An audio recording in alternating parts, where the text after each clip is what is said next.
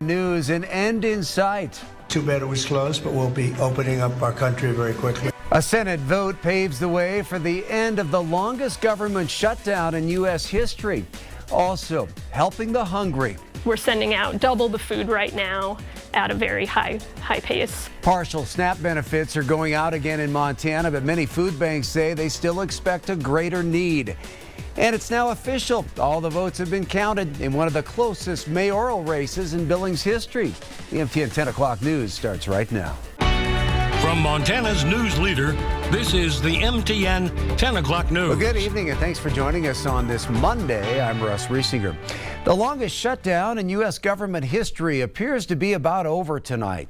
The Senate, with the help of a group of Democrats that split from their party, has passed a measure that would reopen the government. That deal does not include an extension of ACA tax credits, only a promise from Republicans of a vote in December. And it still needs to pass the House as well. We begin tonight with the latest from CBS's Erica Brown. The Senate passed funding legislation Monday, taking a major step toward ending the government shutdown after a group of Democrats broke with their party and voted with Republicans to end the stalemate.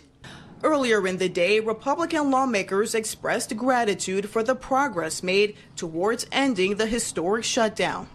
It appears to us this morning that our long national nightmare is finally coming to an end, and we're grateful for that. The agreement funds the government through January 30th, reverses shutdown-related layoffs, and guarantees back pay to all federal workers. It also includes 3 longer appropriations bills with funding for SNAP benefits. The deal does not include an extension of Affordable Care Act tax credits, a key demand from Democrats during the shutdown, only the promise of a vote in December. The overwhelming majority of Senate Democrats, led by Leader Schumer, are opposing this bill. We're going to continue that fight to fix our broken health care system. President Trump said he supports the deal. Too bad it was closed, but we'll be opening up our country very quickly. The amended bill will still need House approval, and Speaker Mike Johnson urged members to return to Washington quickly for a possible vote. If the House can pass the measure with these changes, it heads to the president for his signature. As the deal works its way through Congress, flight disruptions continue at airports nationwide. On Monday, more than 2,000 flights were canceled. I miss my assignments at school. I have we've been here for 3 days because of planes. That shouldn't be happening. In a social media post, President Trump urged air traffic controllers to return to work, threatening to dock their pay, but said he would recommend a $10,000 bonus for those who stayed on the job during the shutdown. Erica Brown, CBS News, Capitol Hill. And with Congress on a path to reopening the government, Montana officials say they've released the first partial benefits to people waiting for federal food aid. Regardless, food banks across the state say they're already seeing a great need and don't expect that to change for now. Isabel Spartz has more from Columbus. In a small town like Columbus, helping hands are easy to come by. And as Congress slowly moves forward on Monday with votes to reopen the government, the need continues. I mean, they give, and it's just amazing to me. Volunteers like Kimberly Hurt at Project Hope in Columbus are one of the many. I feel blessed. I feel great that I'm helping people. This is a great program. The service is Columbus's thrift store and food pantry that serves 85 households in the greater Stillwater County. But the ongoing government shutdown has brought situations she's not seen before. I had a guy come in and he was just crying. I mean, I felt really bad because if you can't feed your family, what are you supposed to do? But in October, especially in the last half, I think that anxiety over SNAP maybe not going out saw our numbers spike. Project Hope's executive director, Laura Strickland, estimates an increase of nearly 10 to 15% more people coming in for food than in previous months. In the first 3 days of the month, we served about half of what we'd expect to see throughout the whole month of November. A similar story to thousands of food banks across the country. It's kept them busy as they also put together 103 backpack meals a week for students all across Stillwater County. I think there's just been a lot of anxiety. There was anxiety through all of this with the various court orders and not knowing, whether benefits were going to be loaded or not. While it may be a rocky road for many, Strickland says the increased services will continue as normal. We had planned an emergency additional food distribution this Thursday for SNAP clients. And we're still going to go forward with that. I think that we'll continue to have a busy holiday season. People aren't going to get relief immediately, so it's going to be, yeah, they're going to need food. And the organization says donations and community support have been way more than expected during these uncertain times. It's inspiring what the community steps up to do and to take care of each other. So that has been really humbling to see. In Columbus, Isabel Sparts, MTN News. For several decades, Q2 viewers have been helping make sure that there's food on the table for all our neighbors with our Turkey Tuesday food drive. We hope you'll join us tomorrow. Just swing by the Q2 studios downtown from 6 a.m. to 6 p.m. with a frozen turkey, non-perishable food, or an unwrapped toy. Donations can also be dropped off at the Master Lube in the Heights or on the West End, or given online using the link and text number that you see there on your screen. Hope to see you for Turkey Tuesday. It is official. Mike Nelson has been elected the next mayor of Billings. Final results from the Yellowstone County Elections Office came in late this afternoon, showing Nelson winning by 177 votes over City Council member Jennifer Owen, an extremely close election. Nelson, who owns the Northern Hotel, will exceed outgoing Mayor Bill Cole. He ran on a platform focused on public safety, economic development, and collaboration between city leaders and local businesses. Nelson will be sworn in early next year as Billings' new mayor. Tonight, the current city council voted to provide TIF funding of up to $745,000 for a project that will provide more housing units in downtown Billings. The planned historic mixed-use development at 2802 Montana Avenue will turn the old Billings Hardware Building, which has been vacant for decades, into 24 workforce housing units, as well as ground floor commercial space.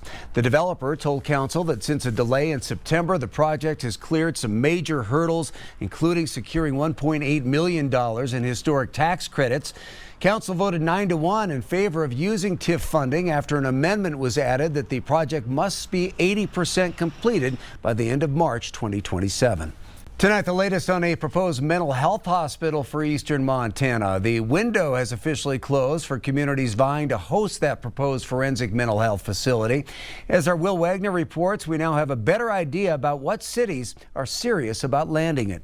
Building a proposed state forensic mental health facility has brought a lot of interest and a lot of opposition. The state first came to Billings months ago, but the pushback from city and county officials got the state to look elsewhere. We sent a letter in saying no.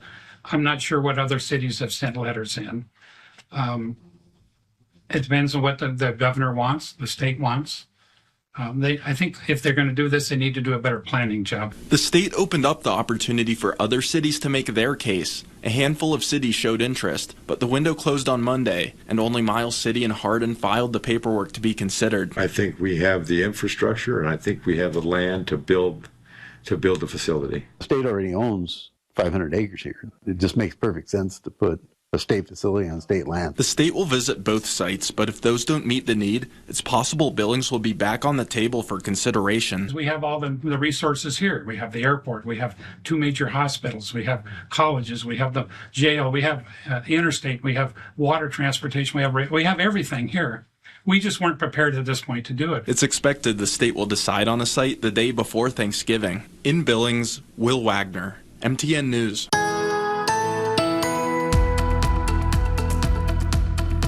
No question about it. A warm day today. As you take a look at the Stockman Bank weather cam, 46 in the morning, just 2 degrees off of the average high for this time of the year.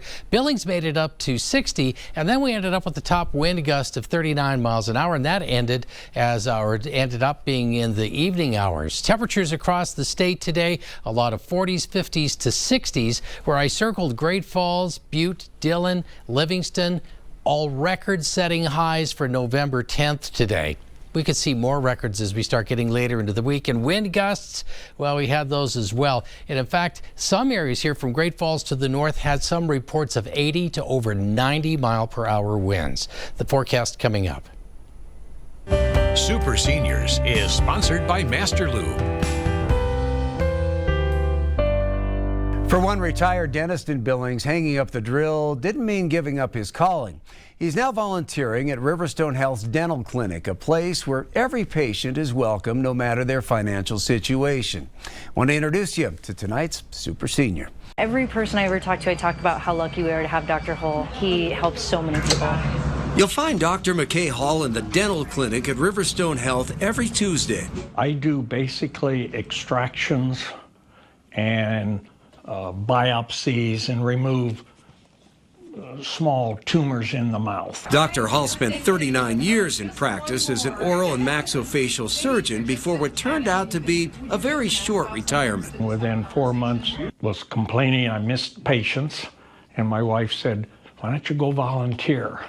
So I came down and asked if I could volunteer here, and they said, absolutely. That's been almost 10 years ago, and Dr. Hall is still going strong. The clinic treats everyone, regardless of ability to pay. He helps so many people that typically wouldn't be able to afford to go to an oral surgeon. And if the patient can handle it here awake, he can take out just about any tooth. And so the amount of people he helps is unreal. But Dr. Hall and his family also know just how important the care that Riverstone Health provides can be. And they were fantastic, taking care of my wife. His wife Elizabeth became terminally ill and entered hospice care in 2023. We were chatting one day and they said, 50% of our patients can't pay. And so it really stretches us. And I thought, well, I'll give back to hospice. Dr. Hall has since given 3 major gifts totaling $50,000 and set up a $500,000 endowment to support Riverstone Health Hospice when he passes. But for now, you'll find him here every Tuesday, making a difference in the dental clinic. Looks great. This Thursday evening at 5, Riverstone Health holds its annual Tree of Light ceremonial tree lighting to remember those who passed away, including Dr. Hall's late wife Elizabeth. They'll also honor him for his generous support of the hospice program. And if you'd like to nominate someone for Q2's Super Senior Series, you can do so by going to ktvq.com. Look for Super Seniors right there at the top.